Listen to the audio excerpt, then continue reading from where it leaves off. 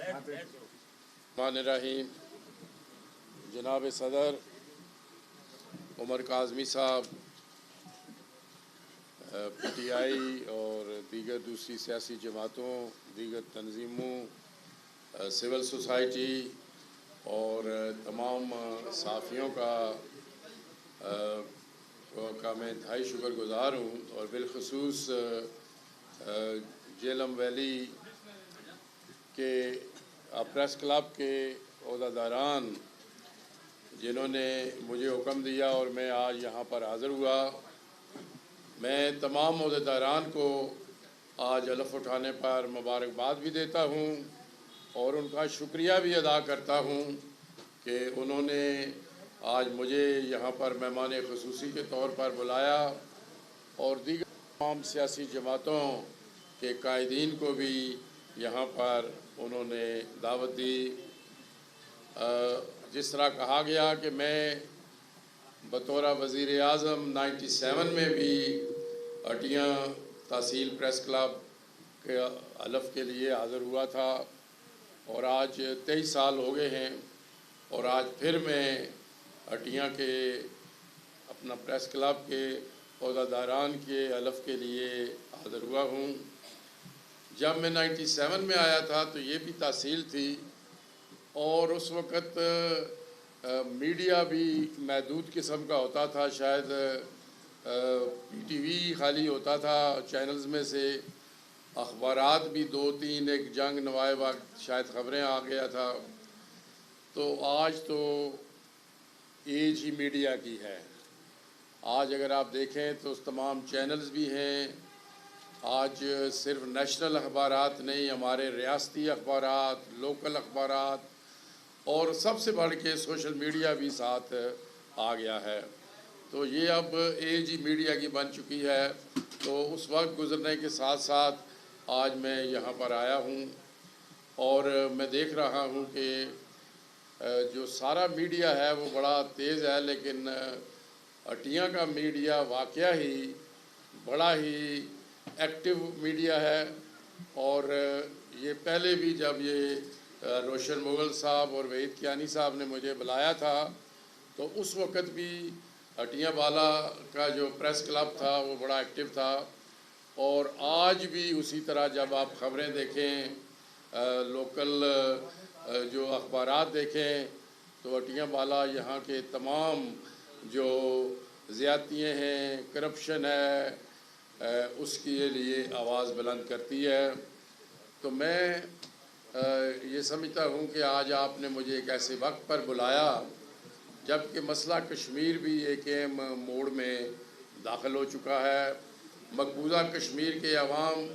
بے شمار قربانیاں دے چکے ہیں اور دے رہے ہیں۔ اس کے لیے آج بھارت وہاں پہ ظلم اور بربریت کی انتہا کر دی ہے۔ انہوں نے دوبارہ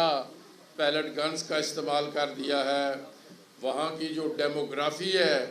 اسے تبدیل کر رہے ہیں، اور وہاں پر اب تک وہ کوئی تقریباً 12 لاکھ ڈیموسائل بھی دے چکے ہیں تاکہ وہاں پر آر ایس ایس کے جو گنڈے ہیں ان کو آباد کیا جائے تاکہ صحیح کام نہ چل سکے۔ لیکن ہم آج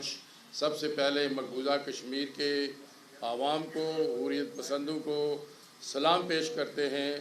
جن کے جد و جہد سے جو انہوں نے اپنا خون سری نگر میں بہایا، اننت ناگ میں بہایا، وہ آج خون رنگ لا رہا ہے اور دنیا کی توجہ کشمیر پر مبذول ہو رہی ہے۔ بہرحال ہمیں بھی اس کے لیے کوششیں جاری رکھنی چاہیے۔ آج سے 4 دن پہلے عمران خان صاحب نے جنرل اسمبلی کے اجلاس میں بڑا واضح اور دو ٹوک الفاظ میں کشمیری عوام کے حق خود ارادیت اور مقبوضہ کشمیر میں جو ظلم اور بربریت ہو رہی ہے اس کی مذمت بھی کی۔ تو اس لحاظ سے،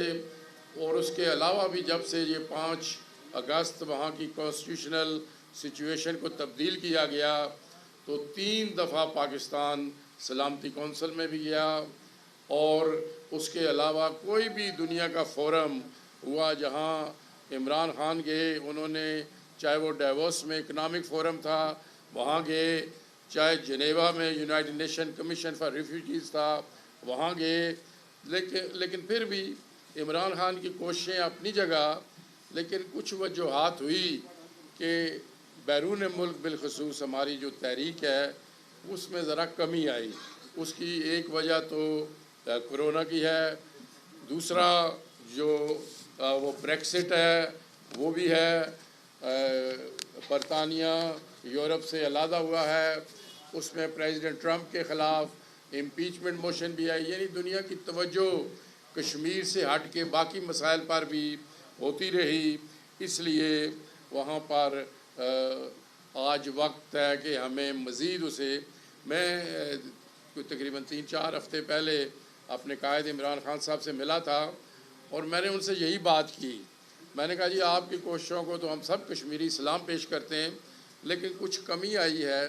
اس کے لیے ہمیں کچھ ڈراسٹک سٹیپس اٹھانے چاہیے۔ ایک میں نے جو انہیں تجویز دی تھی وہ یہ تھی کہ ان کا، چونکہ ہمارا جو ڈائسپورا ہے بیرون ملک ہمارے کشمیری ہیں، وہ بھی یہ کرونا وائرس کی وجہ سے اتنے ایکٹیو نہیں رہے، بلکہ اب بھی میں نے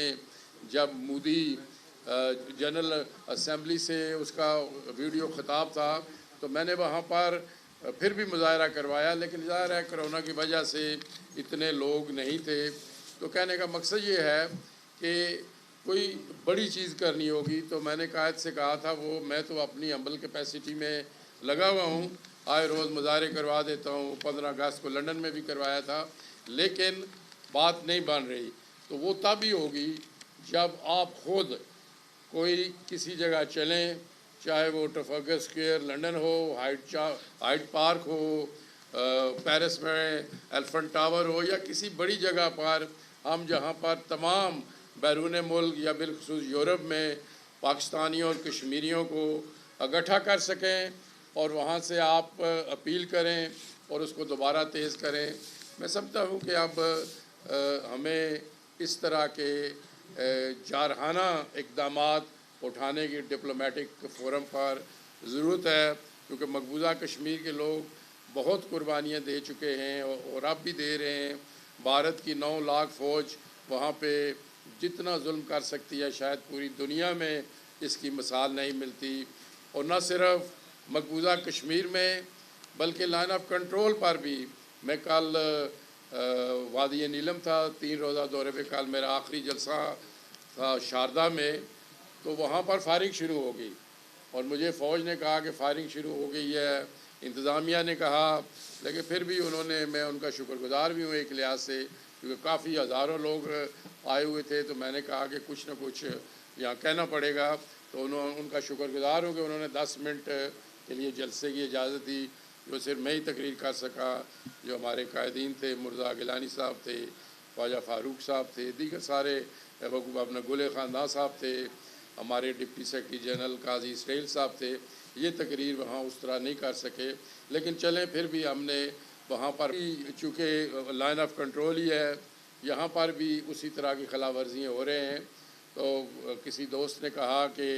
حکومت پاکستان اس طرح نہیں کر رہی۔ میرے قائد عمران خان نے 3.5 ارب روپیہ لائن آف کنٹرول کے جو متاثرین ہیں ان کے لیے دیا ہوا ہے، لیکن اب ایشو یہ ہے کہ یہ گورنمنٹ ٹو گورنمنٹ مسائل چلتے ہیں، اس کے لیے ہم نے یہ کہا کہ چیک رکھنا چاہیے، جس طرح کہ فوج کا چیک ہو اس کمیٹی میں، انتظامیہ کا چیک ہو، مقامی لوگوں کا چیک ہو، لیکن بہرحال گورنمنٹ ہوتی ہے، اور ہم یہ نہیں چاہتے کہ ہم موجودہ حکومت کو یہ موقع دیں کہ وہ یہ کہے کہ جی وہ کوئی انکانسٹیٹیوشنل کام کر رہے ہیں، اور میں ذاتی طور پر بھی اس کا قائل نہیں، بلکہ اس پہ میں آپ کو بتانا چاہتا ہوں کہ فاروق حیدر صاحب کے خلاف عدم اعتماد کے کئی مواقع آئے،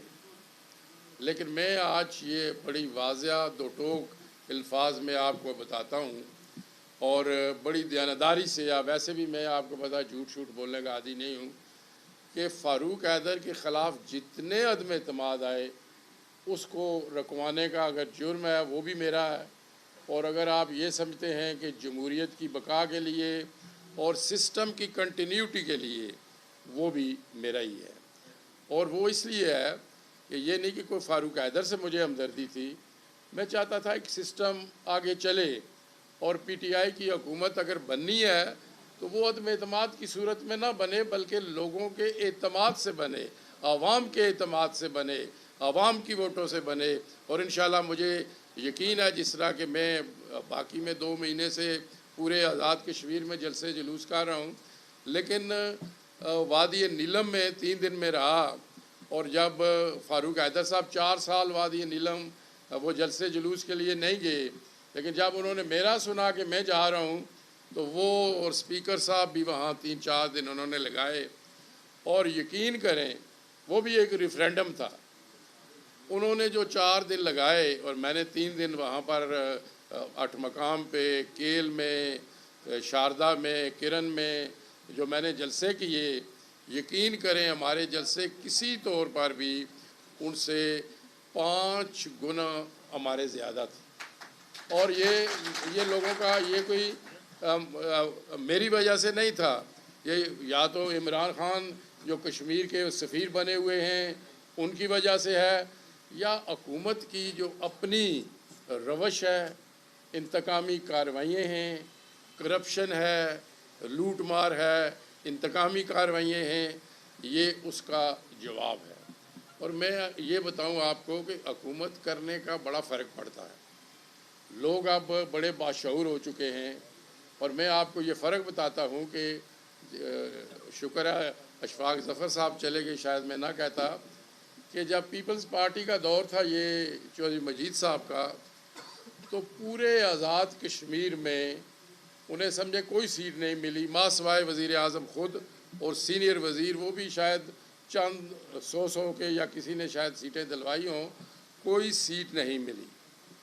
اور فاروق حیدر کی اور چودھری مجید صاحب کی بڑی گہری دوستی بھی ہے، اور وہی روش بھی ہے، وہی کرپشن بھی ہے، تو اس وجہ سے میرا یہ خیال ہے کہ ان کا بھی اشر جو ہوگا وہ وہی ہوگا۔ لیکن میں ہٹیا میں آ کے یہ اگرچہ پریس کلب ہے لیکن یہاں کے عوام کو میسیج دینا چاہتا ہوں کہ چودھری مجید تو غلطی سے جیت گیا تھا، فاروق حیدر کو نہیں جیتنا چاہیے کسی صورت۔ اور میں یہاں پر آیا تھا چکوٹھی میں، مجھے میرے پی ٹی آئی کے دوستوں نے حکم دیا، میں نے جلسہ کیا، ہٹیا میں بھی بہت بڑا استقبال ہوا، اور اس کے بعد فاروق حیدر صاحب نے جو میرے خلاف بد زبانی کی، اور میں بنیادی طور پہ بڑا وزیدار رویدار قسم کا آدمی ہوں، اور میں جب وزیر اعظم تھا یہ ریکارڈ ہی کوئی نہیں ہے کہ کسی بھی اپوزیشن لیڈر کے بارے میں نے کوئی نازیبا بات کی ہو، لیکن فاروق حیدر صاحب نے یہاں تک کہ میرے دادا کے خلاف باتیں کرنی شروع کر دی، جو انہوں نے میرے خلاف کی یا چلو اور انہوں نے باتیں کی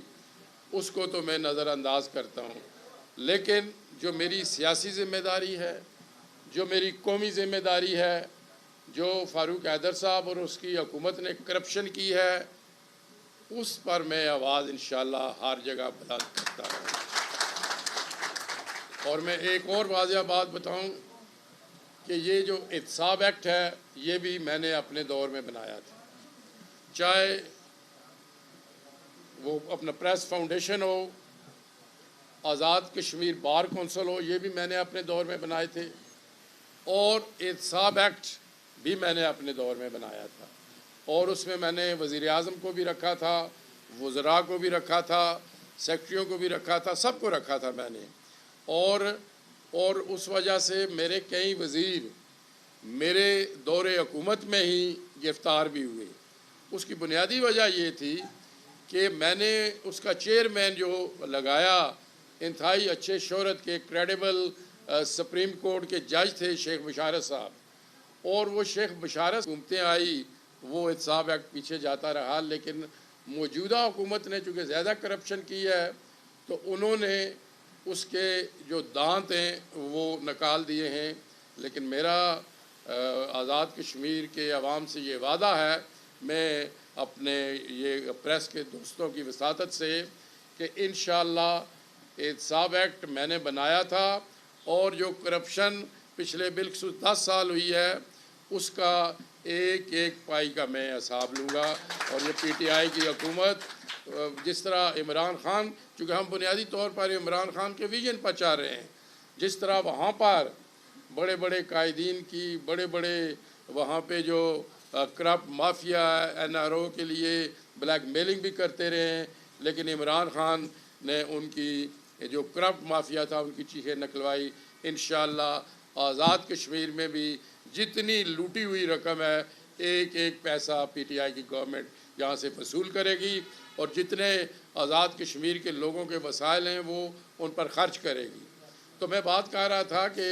چودھری مجید صاحب نے یہاں پر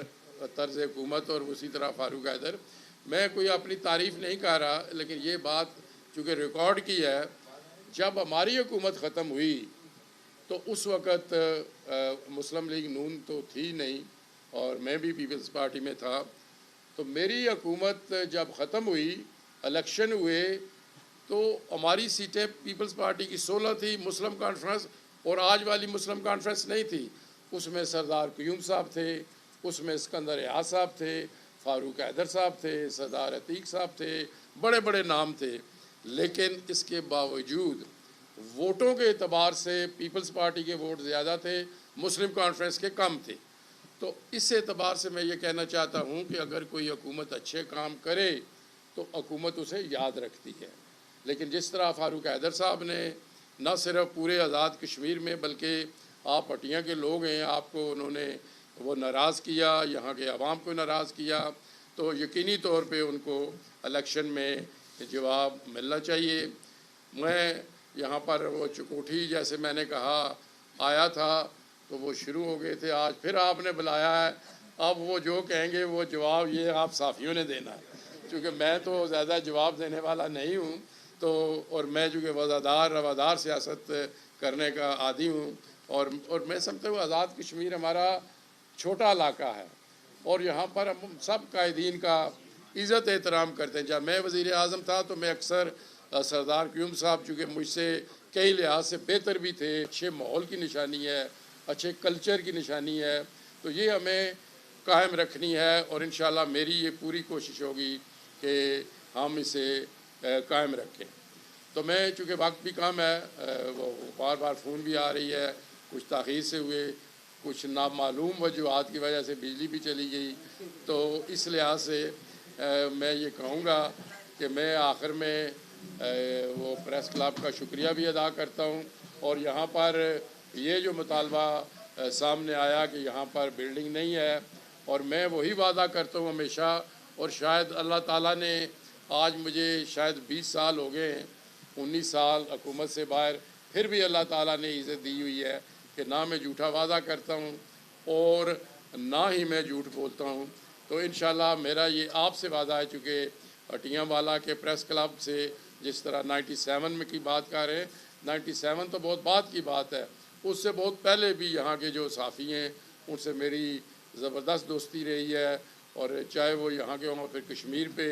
روشن مغل صاحب، وحید کیانی صاحب، یہ چونکہ انگلش میڈیا بھی کرتے تھے تو ہم اس سے پہلے بھی اکٹھے تھے. اور آج میں یہ آپ سے وعدہ کرتا ہوں کہ اگر انشاءاللہ مجھے یقین ہے کہ پی ٹی آئی کی حکومت بننے جا رہی ہے، تو میں آپ سے وعدہ کرتا ہوں کہ پہلے 6 مہینے میں انشاءاللہ تعالی ہم پریس کلب کو مکمل کریں گے. اور انشاءاللہ اور مجھے خدا یہ توفیق بھی دے کہ آج میں نے جو وعدہ کیا اس کو پورا کروں، کیونکہ واقعہ ہی ہٹیاں والا کا جو میڈیا ہے وہ انتہائی ایکٹیو ہے، اور بڑے بڑے نام ہیں یہاں سے، میرے سب کے ساتھ دوستی بھی رہی ہے. تو انشاءاللہ وہ پریس کلب بھی بنے گا. دیگر جو صحافیوں کے مسائل ہیں، جس طرح کہا گیا کہ میں نے وہ پریس فاؤنڈیشن میں نے قائم کی تھی، بیسیکلی پریس فاؤنڈیشن قائم کرنے کا مطلب یہ تھا کہ میں نے ریکوگنائز کیا کہ یہ چوتھا ستون ہے معاشرے کا، ان کے جو مسائل ہیں ان کو ہم نے حل کرنا ہے، ان کو ریکوگنائز کرنا ہے. تو وہ میں نے کیا تھا، لیکن اس کے بعد اس کا بھی اشر احتساب ایکٹ جیسا ہوا. لیکن انشاءاللہ اس وقت کے جو میں نے 5 لاکھ روپیہ رکھا تھا وہ میں نے صرف ٹوکن منی رکھی تھی، لیکن اس کے بعد کوئی چیز نہ ہو سکی. تو انشاءاللہ ہم پریس فاؤنڈیشن کو دوبارہ فعال کرنے کے لیے دوستوں کا 5 کروڑ ہم انشاءاللہ اس سے بھی زیادہ رکھیں گے، تاکہ پورے جو آزاد کشمیر کے صحافی ہیں ان کے لیے، ان کے مسائل کے لیے حل کر سکیں، تاکہ وہ جتنی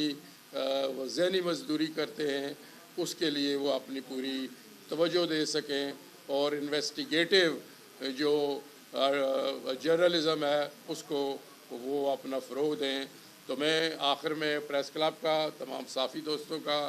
دیگر جماعتوں کے قائدین کا، سول سوسائٹی کا، دیگر تنظیموں کے قائدین کا، نمائندگان کا شکریہ ادا کرتے ہوئے اجازت چاہتا ہوں۔ خدا حافظ۔ وہ دانش میں بھی، ڈیلیوری میں بھی، تو میں ان کو ساتھ لے جاتا تھا پورے 5 سال، جب بھی